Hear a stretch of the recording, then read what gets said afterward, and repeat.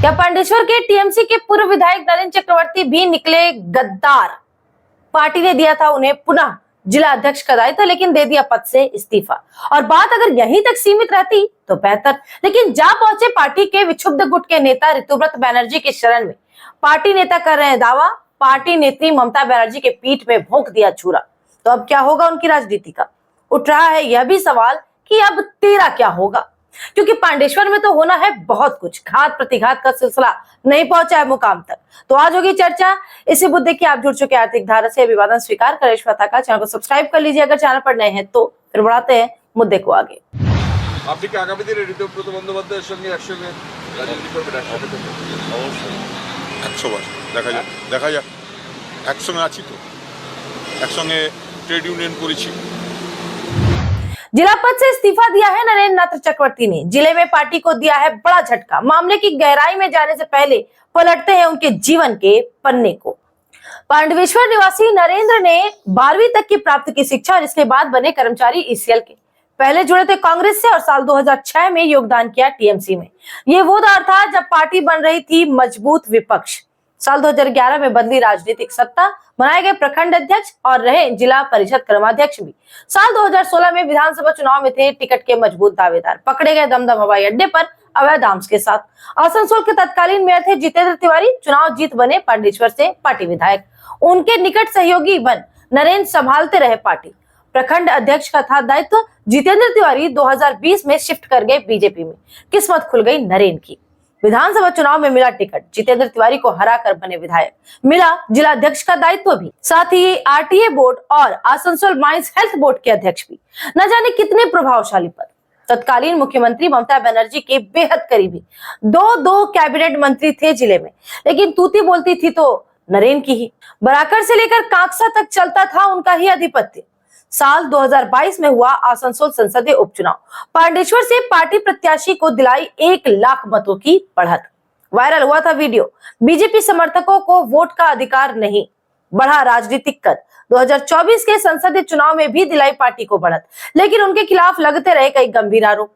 पांडेश्वर में राजनीतिक आतंक फैलाने के, विपक्षियों को क्षेत्र से खदेड़ने के, करोड़ की अवैध संपत्ति अर्जित करने के, फ्लैटों से लेकर पेट्रोल पंप की खरीदारी तक, ईसीएल के आउटसोर्सिंग कंपनियों में परोक्ष पार्टनरशिप की। टीएमसी सांसद कीर्ति आजाद ने की थी शिकायत ईसीएल में लूट की।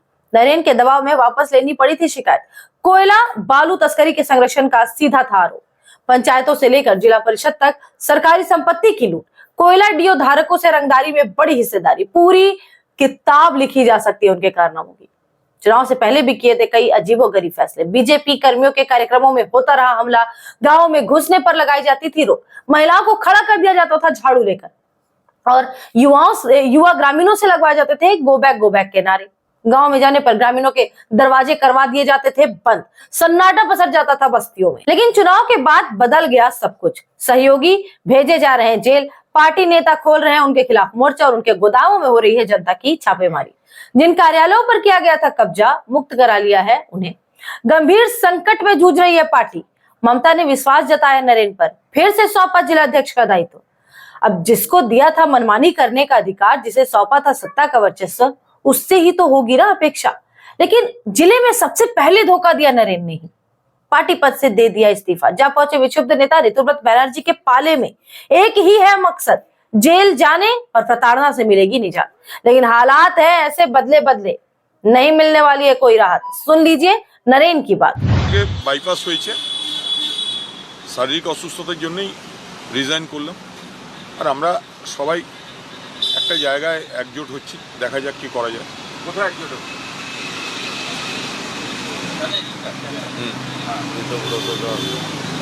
ঋতদা আছে, ডেভিডদা আছে, আমাদের অভিজিৎ ঘটক এসছে।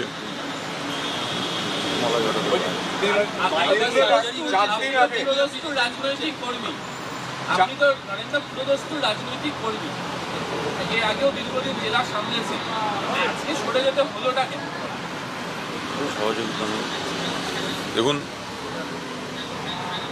জেলাতে প্রায় 476 জন গ্রেপ্তারি পরোয়ানা হয়েছে, অ্যারেস্ট হয়েছে, ঘর ছাড়া আছে, কেউ পাশে নেই। সবাই এখন দিল্লি মুখী।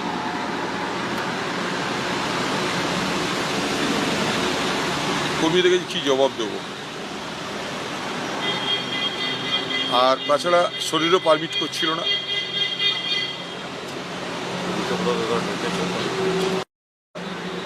ঋতুদার সঙ্গে দীর্ঘদিনের বন্ধুত্ব, ডেকেছিল, এসেছি। আপনাকে কি জানিয়ে দায়িত্ব দেওয়া হয়েছিল? এই যে নতুন দায়িত্বটা দেওয়া হয়েছিল, আপনি সভাপতি ছিলেন, আবার সভাপতি করা হলো, এটা কি আপনাকে জানিয়ে দেওয়া হয়েছিল? হ্যাঁ, সোশ্যাল মিডিয়া দেখেছি, জানানি পার্টি থেকে? ফেসবুকে দেওয়া হয়েছিল, আপনাকে দেখেছি। জানায়নি? ওটাই তো জানানো না, আগে ফেসবুকে থেকে- না। আগে থেকে বলেন। আগে থেকে বলেন। দল থেকে জানাইনি? আপনি কি আগামী দিনে ঋতুব্রত বন্দ্যোপাধ্যায়ের সঙ্গে একসঙ্গে রাজনীতি করবেন, একসাথে করবেন? 100 বার দেখা যাক। একসঙ্গে আছি তো, একসঙ্গে ট্রেড ইউনিয়ন করেছি। আপনি জেলা সভাপতি পদ ছেড়েছেন, তৃণমূলে কি থাকবেন? মানে মমতা বন্দ্যোপাধ্যায় তৃণমূলে থাকবেন, কালীঘাট তৃণমূলে থাকবেন? তৃণমূলে विधायक है जितेंद्र तिवारी। पिछले 5 वर्षों में झेला है काफी कुछ। बेहद सधी राजनीति का चल रहा खेल। सत्ता के बिसात पर गिराए जा रहे हैं एक एक मोहरे। चक्रव्यूह की तरह घिरते जा रहे हैं नरेन। तो क्या ऋतुव्रत बचा पाएंगे उन्हें बीजेपी के ताप से? क्या पांडेश्वर में सामान्य हो सकेगी राजनीति? फिलहाल तो नहीं लगता ऐसा कुछ। आने वाले समय में होगा बड़ा खेला, तो करना होगा समय का इंतजार। हर अपडेट के लिए बने रहे आर्थिक धारा के साथ, क्योंकि हम जुड़े हैं अपनी माटी अपनी छाती से। चैनल को सब्सक्राइब करके बेल आइकॉन प्रेस कर लीजिए। फिर होगी मुलाकात। नमस्कार।